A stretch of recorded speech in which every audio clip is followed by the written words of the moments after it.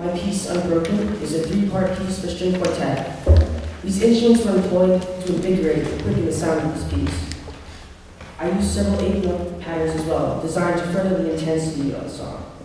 The first eighth section introduces an undulating eighth-note pattern of the cello, accompanied eventually by complementary patterns in the other instruments. This section gives way to a more contrasting B section. The final eighth section then picks up the reins with a familiar cello pattern.